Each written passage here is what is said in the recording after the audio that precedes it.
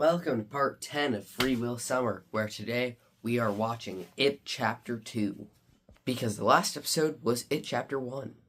So I'm not going to spend too much time on this intro because I think I said it all in the last video. I am a little worried about this one. I'm kind of worried that it won't be as good as the first one, and because it has more mixed to negative reviews than, slightly mixed to more positive with the first one, I'm a little worried. And the last time I felt like this when watching a movie, let's say it together, The Lazarus Effect was awful. So yeah, I am excited to see where the story goes, but I'm a little hesitant that it isn't going to live up to expectations. But whatever. Point is, we're watching It Chapter 2.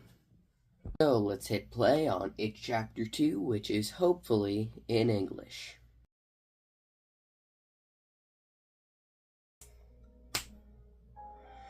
Well, that wasn't very good. So yeah, It Chapter 2 was a huge disappointment for me. And not gonna lie, it was kind of just a rehash of the first movie, but everything is not remotely as good. Alright, the first thing to talk about is the characters, and what happened? The kid actors were honestly better than the adult actors. Let's start with the main character, Bill. I thought James McAvoy was actually fine in the role, because he's a good actor, but it's how his character was written, which we're gonna get into more later, but they kind of reversed his arc and made him stupid, and it just ruins his character. The fat one from the first movie, Ben, I guess had a glow up, so there's that.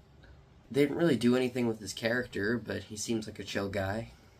I like that they gave, the butcher shop one from the first movie, who didn't really have a lot to do. I think his name was Mike. I like that they gave him a bit more screen time, a bit more to do. And then there's the one that I wanted to curb stomp every time he speaks, who is a little more tolerable in this one. Rest in peace to James Ransone. And then there's Beverly, and bro, what happened? First of all, huge downgrade. She doesn't look anything like she did in It Chapter 1. She's also a huge downgrade as far as acting. The child actor was, so much better. And they completely rehash her arc, too. And they went from having her character be the MVP of the movie to being one of the worst in the movie. And then there's Richie, which... what happened, bro? I mean, he looks like the character, but honestly, he took Eddie's place as the annoying character of the movie, which is saying a lot, as Eddie is still kind of annoying. But yeah, Richie's character was not funny to me at all, and that's saying a lot, because it's Bill Hader. I don't know how you made him unfunny, but you did. But the funniest thing in this movie to me is what they did with Stan's character, because he's the one that was completely useless and did absolutely nothing in It Chapter 1, and then, not to make fun of anybody's suicide isn't funny, but the fictional character of Stan from It, in It Chapter 2, they just had him kill himself, he contributed nothing, and so they just threw him away. Works for me, I guess. Also, Bowers' inclusion in this movie was entirely pointless because he did nothing besides stab Eddie in the cheek. So that was pointless. Now, if I'm going to give you a positive here, I like the first act of the movie. When we see Mike give the call to all the characters from the last movie, and we see how it affects each of them, and then when they finally reunite, it almost felt nostalgic for a movie I watched less than a day ago. Even though this set of actors have never appeared on screen before together, it felt like watching old friends reunite, and I think that was really well done, in the restaurant, or before the CGI monster attack. Yeah, I I gotta address the elephant in the room being the horror of this movie being non-existent. I straight up just don't consider this to be a horror movie. This is like spooky themed action adventure, I'd say. Or more accurately, action comedy. Yeah, this movie isn't even remotely scary. They kind of made Pennywise lame. Now, there is actually a good Pennywise scene, and it's probably my favorite scene of the movie, is at the baseball game where the little girl finds Pennywise, and he's like, "Oh, you'll be afraid of my appearance."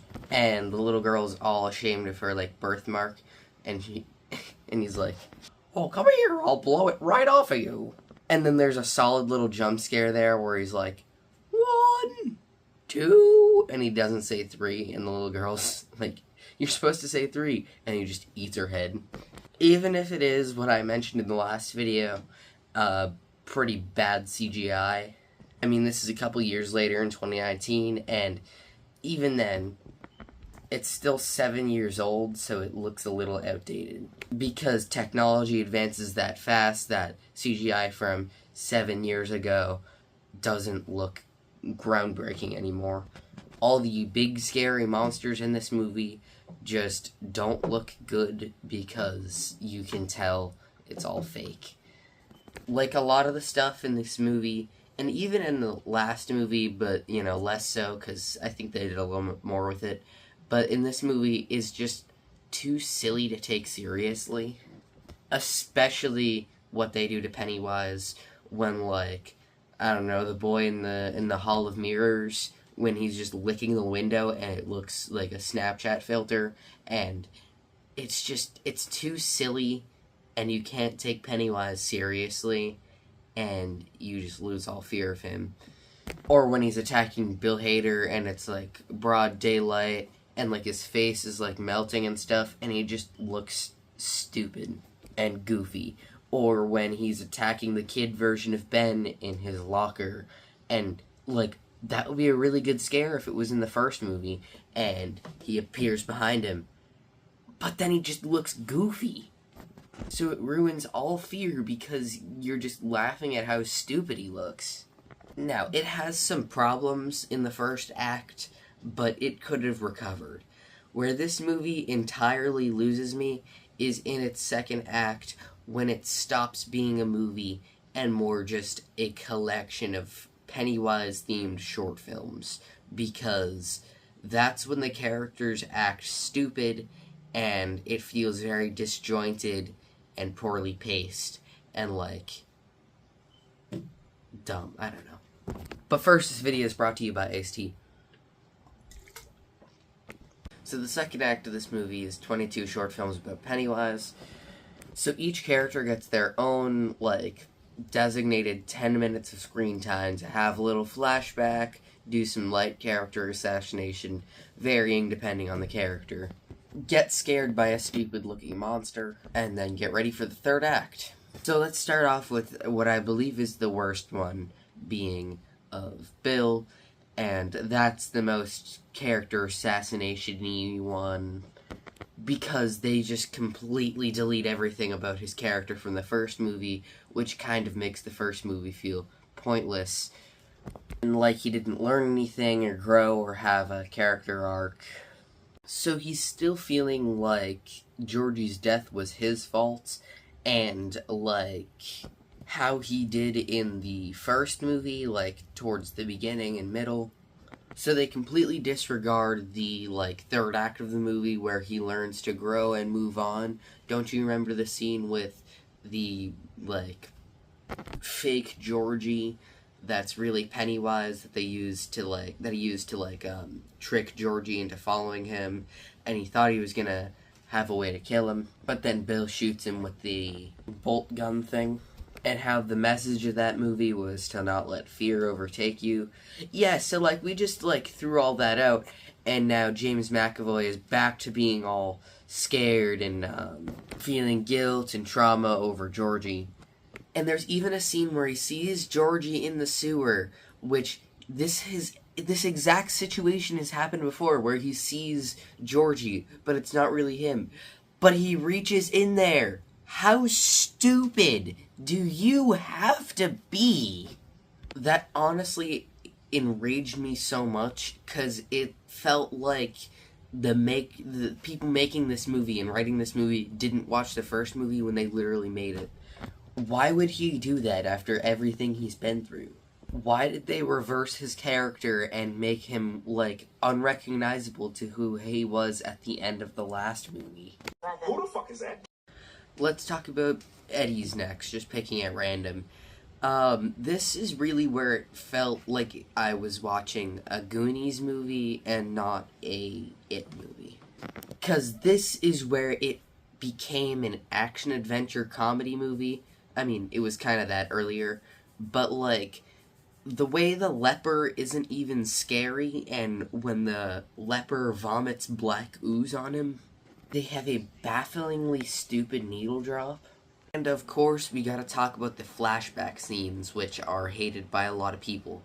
Now, why?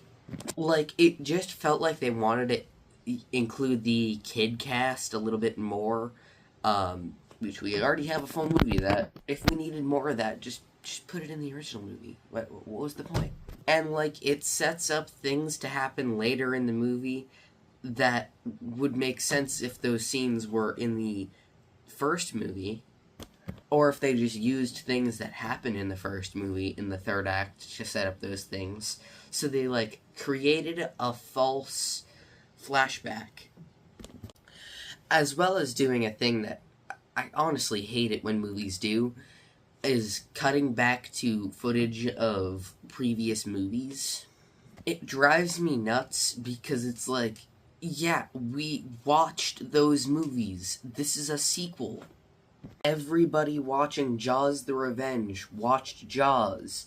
Everybody watching Mission Impossible 8 watched the other 7. I'm just naming 2 movies that I can remember did that. And in no way am I comparing Mission Impossible 8, The Final Reckoning, to Jaws the Revenge. I'm just saying they have one very specific issue that they also have in common with this movie. I don't think the de-aging technology even looks that bad. It's just, I kind of thought it was dumb that they kept flashing back.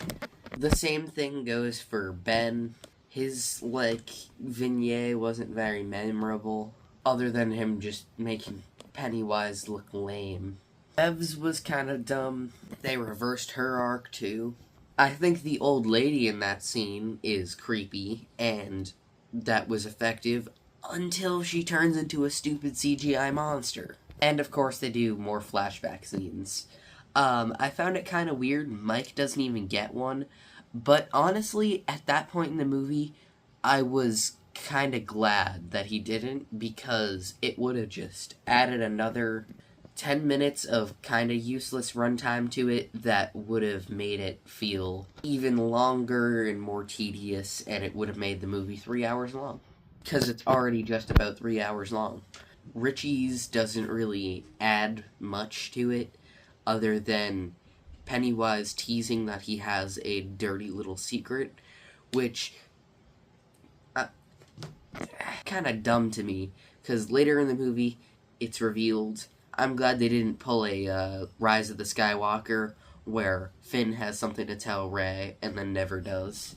But anyway, his secret is that he's gay for Eddie, and it's like, I don't have any problem with the characters being gay, I just want to be clear with that. But it just felt so out of nowhere, and, like, kind of a dumb reveal, because it was never, like, set up. They were just kind of friends that annoyed each other. Like, they didn't really have any, like, chemistry, so it didn't really feel like there was anything there, and it just kind of was like, here's a twist for the sake of there being a twist. The inclusion of that plot felt pointless to me. Are we done with this dumb, forgettable, in less than a day part of the movie yet?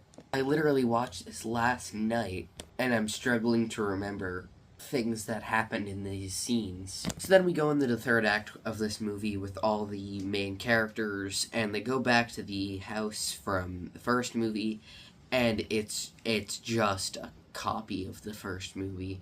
Everything that happens in this house is pretty much just a copy of everything that happened in the first movie.